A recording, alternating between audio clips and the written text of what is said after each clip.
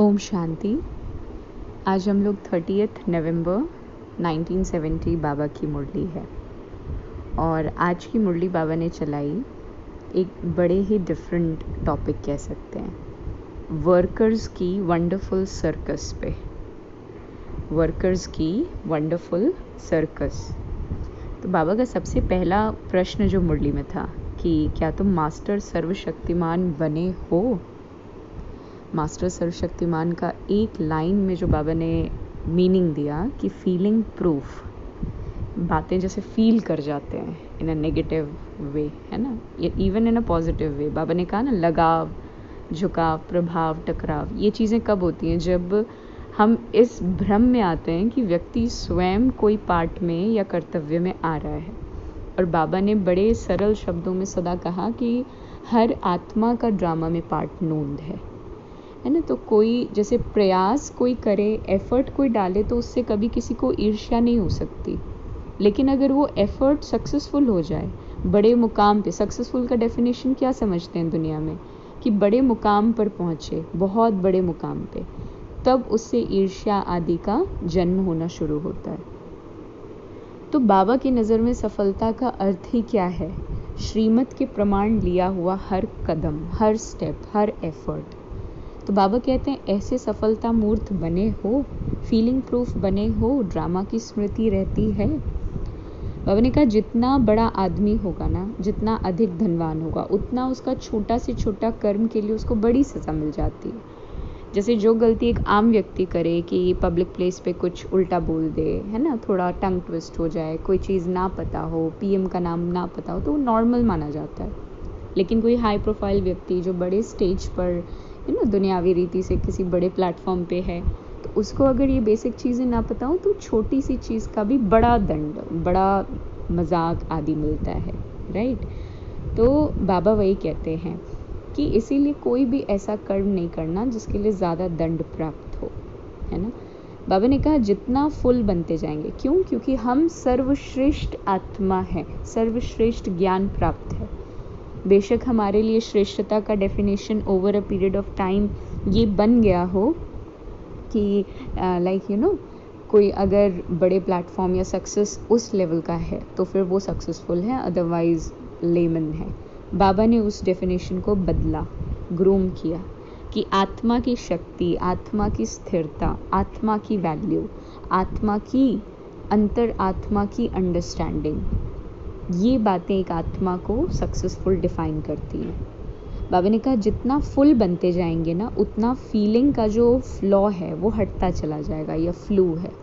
तो अपने को कभी भी फीलिंग से परे होने की मेहनत करनी ही नहीं थी, हमें केवल हर बात में फुल बनने का पुरुषार्थ करना है।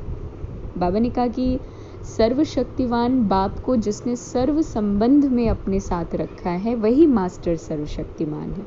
आई रिपीट, सर्वशक्तिमान बाप को जिसने सर्व संबंध में माता, पिता, बाप, भाई, बंधु, सखा के रूप में रखा है, वही मास्टर सर्वशक्तिमान है। तो सर्वशक्तिमान को सर्व संबंध से अपना बनाया है। जब इतना बड़े से बड़ा प्रत्यक्ष प्रमाण है, फिर क्यों नहीं अपने को जानते और मानते हो?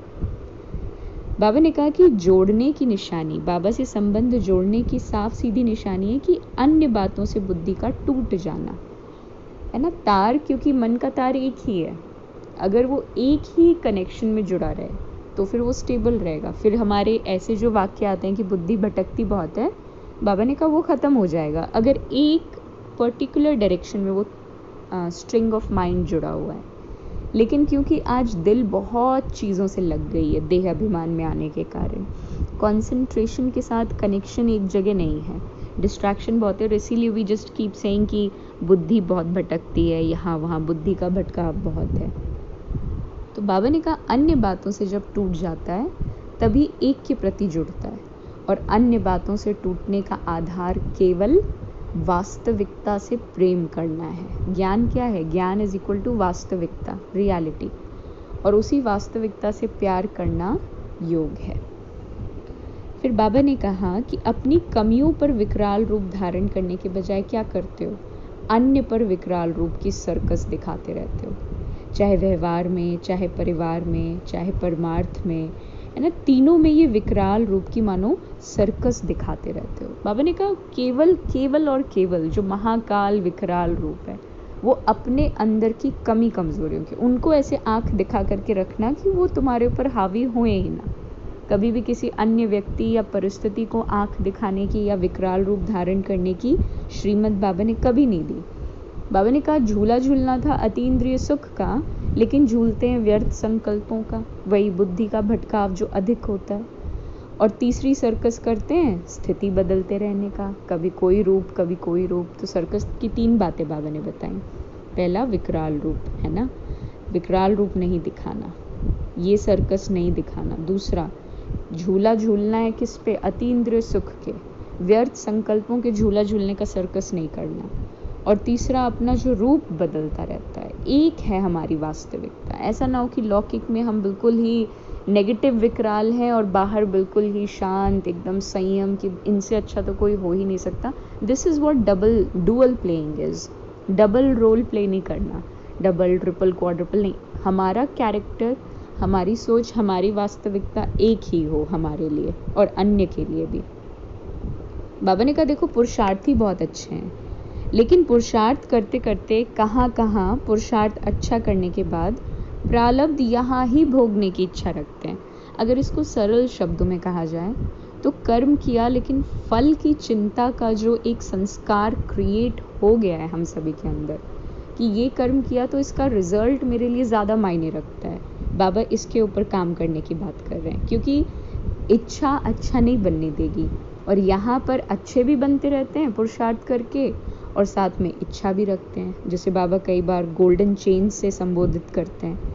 लेकिन बाबा ने कहा प्रारब्ध को जमा करना है, यहीं पर ख़त्म नहीं कर देना, यहाँ तो शक्ति जमा करनी है।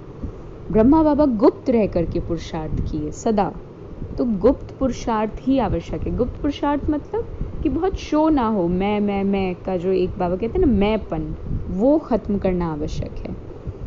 इच्छा स्वच्छता को ख़त्म कर देती है। बाबा ने कहा उम्मीदवार तो हो, हिम्मतवान भी हो। अब सिर्फ एक बात ऐड करनी है, वो क्या, सहन शक्तिवान। सहन शक्ति बिना ड्रामा के, ज्ञान के, स्मृति के नहीं आ सकती। हम हाँ हो सकता है एक परिस्थिति में अपने आप को स्ट्रॉन्ग रख लें, 2 में रख लें, लेकिन कभी ना कभी कोई ना कोई परिस्थिति धोखा दे जाएगी। क्योंकि परम ज्ञान के अलावा किसी भी प्रकार का ज्ञान, किसी भी प्रकार का मंथन चिंतन हमें रत्नों से तो भरपूर, चलिए ठीक है कर देगा, हमारे पास अच्छी अच्छी पॉइंट्स आ जाएंगी, लेकिन केवल पॉइंट ला करके कुछ नहीं होगा। ज्ञानी तू आत्मा से बाबा कहते हैं ना अधिक प्रिय योगी तू आत्मा है, और ज्ञानी तू आत्मा भी वो प्रिय है जिसने उस ज्ञान को धारण किया हुआ है। तो बाबा कहते हैं कि स्लोगन सदा एक याद रहे कि प्योरिटी ही संगम युग की प्रॉस्पेरिटी है। अगर कोई चीज़ प्राप्त करनी है तो वो प्योरिटी, केवल और केवल प्योरिटी।